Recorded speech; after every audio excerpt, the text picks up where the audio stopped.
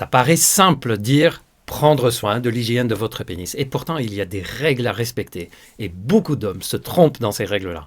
Je vais tout vous dire dans cette vidéo. Bonjour tout le monde et bienvenue dans cette nouvelle vidéo. Bienvenue sur Charles.co. Si vous ne savez pas ce que c'est, Charles.co, c'est pas seulement une chaîne YouTube, c'est aussi une clinique digitale, c'est-à-dire un site internet sur lequel vous pouvez avoir accès à des téléconsultations pour des médecins spécialisés dans leur domaine. En particulier, le domaine de la médecine sexuelle. Par exemple, si vous avez un problème de santé sexuelle masculine, vous allez sur le site Charles.co, vous choisissez le type de problème pour lequel vous souhaitez consulter, vous remplissez un questionnaire, vous avez une consultation avec un médecin qui va faire le point avec vous. Bref, quand on a une difficulté d'ordre sexuel, d'ordre intime, on ne reste pas seul à essayer de se dépatouiller alors que ça fait des mois et des mois qu'on en souffre. On prend l'avis d'un spécialiste, que ce soit en ville ou en téléconsultation, comme par exemple sur Charles.co si c'est plus facile pour vous.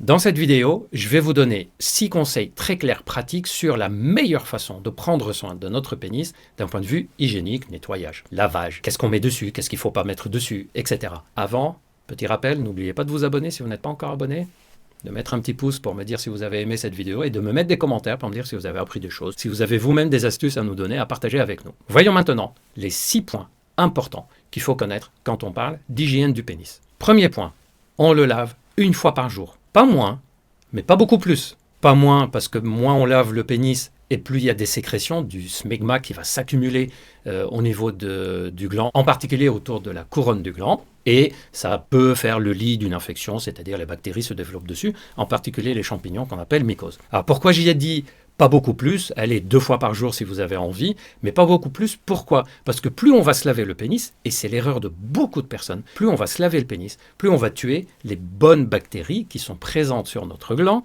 et qui sont nécessaires pour éviter que d'autres microbes poussent, en particulier pour éviter que des champignons poussent ou d'autres infections. Donc, l'hygiène du pénis, c'est une hygiène simple. Une fois par jour, éventuellement 2 fois par jour, mais il n'y a pas besoin de faire des lavages et des nettoyages répétés pour éviter d'augmenter le risque d'infection.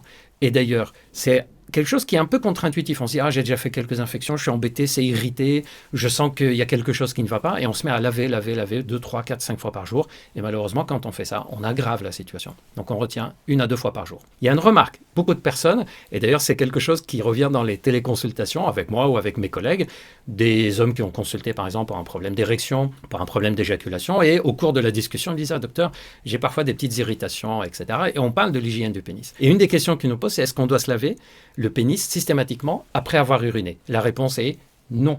On n'a pas besoin de se laver systématiquement le pénis après avoir uriné. Le meilleur truc, la meilleure chose à retenir concernant l'hygiène et l'urine, c'est de laisser les toutes dernières gouttes d'urine couler. Attendez un peu pour être sûr que vous avez éliminé les toutes dernières gouttes.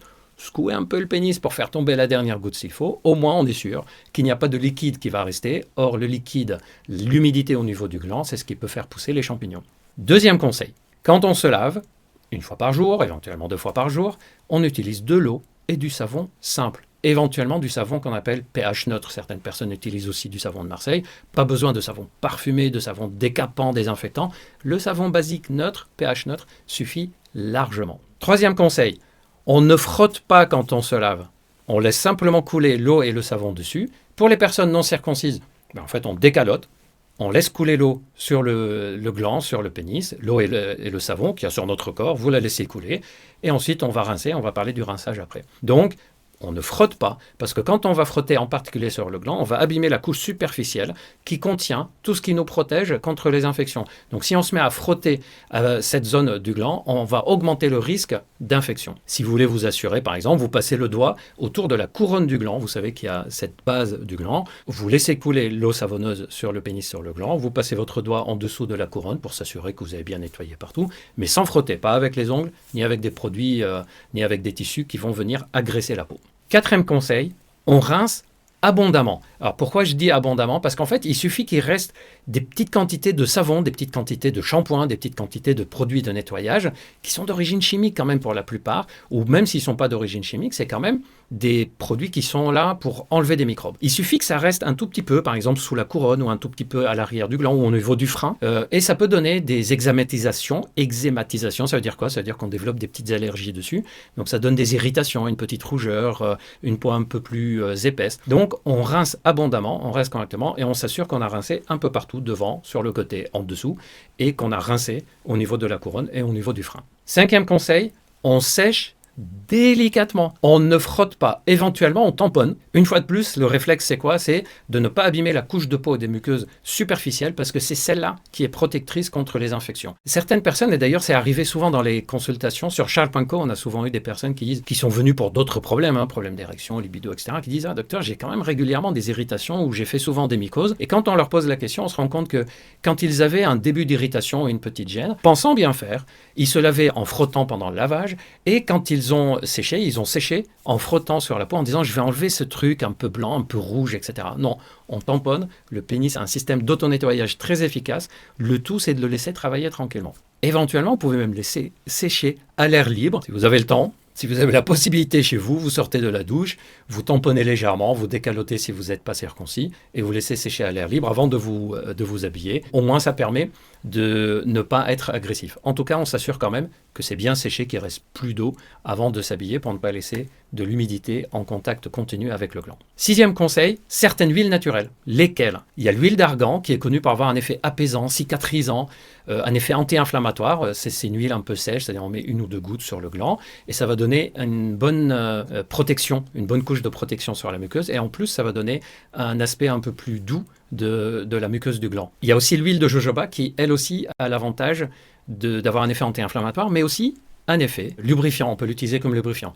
L'huile d'argan, on ne peut pas l'utiliser comme lubrifiant, c'est plutôt une huile sèche. L'huile de jojoba peut être utilisée si on a la peau un peu sèche, si on a des petites réactions d'irritation, si on a des petites réactions d'allergie. On peut l'utiliser pendant les rapports sexuels. Si, par exemple, on a l'impression qu'après chaque rapport sexuel, on a des irritations, on utilise l'huile de jojoba comme lubrifiant. Petite remarque concernant l'huile de coco. Je sais qu'elle est très réputée. Elle a même un effet légèrement antiseptique, désinfectant, et légèrement anti-mycose, c'est-à-dire contre les champignons. Donc c'est très bien chez quelqu'un qui a fait une mycose récemment, c'est très bien chez une personne qui a une mycose répétée, mais attention, si on l'utilise en continu, on va désinfecter en continu et donc on risque d'augmenter le risque d'infection. Donc l'huile de coco, quand on a des irritations, quand on a des petites infections, c'est très bien, mais pas à utiliser en continu lors de chaque rapport sexuel. Et je rajoute un dernier conseil, les personnes qui disent est-ce qu'il faut se laver systématiquement avant ou après les rapports sexuels, je vous rappelle que la nature est très bien faite et que normalement, on n'a pas besoin d'avoir un nettoyage immédiat. Par contre, par mesure d'hygiène, certaines personnes ont envie de le faire. Ou si les personnes disent, après les rapports sexuels, j'ai des irritations fréquentes liées au frottement, liées aux sécrétions, liées à une fragilité particulière, j'ai une maladie cutanée, etc. Ben oui, là, après les rapports sexuels, on peut très bien avoir un moment d'hygiène intime au niveau du pénis. Et pour ça, il suffit juste d'appliquer les 6 règles que je viens de vous donner. On se lave avec de l'eau savonneuse simple, on rince correctement, on ne frotte pas ni pendant les lavages, ni après les lavages. Et si on a envie, on met une petite goutte d'huile naturelle pour se faire plaisir et pour donner un joli aspect. Voilà, j'espère que vous avez appris des choses. J'espère que cette vidéo vous a intéressé, vous a plu. Dites-moi dans les commentaires si vous avez envie qu'on parle encore d'autres sujets de ce type. Dites-moi si vous avez une routine particulière d'hygiène de pénis vous-même. Je sais que certains hommes ils l'ont. Essayez surtout d'éviter tous les produits chimiques. Vous avez remarqué que c'était que du naturel, tout ce qu'on a dit là. Le corps humain adore le côté naturel, même si parfois on a besoin du chimique. Je n'oppose jamais les deux. Le tout, c'est de savoir quand est-ce qu'on utilise quelque chose de pharmacologique, quand est-ce qu'on utilise quelque chose de tout à fait naturel. Merci de m'avoir écouté jusqu'au bout. Je vous prépare plein d'autres vidéos, pas seulement sur le pénis, surtout les sujets de santé, la mauvaise haleine, la transpiration. Sur l'alimentation, il y a déjà plein de vidéos sur la chaîne, n'hésitez pas à aller les voir. Et si vous avez besoin d'aide pour des problématiques et des difficultés sexuelles, vous savez qu'il y a le site charles.co si vous n'avez pas accès en ville à des consultations, si c'est plus facile pour vous de téléconsulter. À très bientôt, prenez bien soin de vous. N'oubliez pas de vous abonner, de liker, de mettre un petit commentaire, ça me fait toujours plaisir de vous lire. Et à très vite!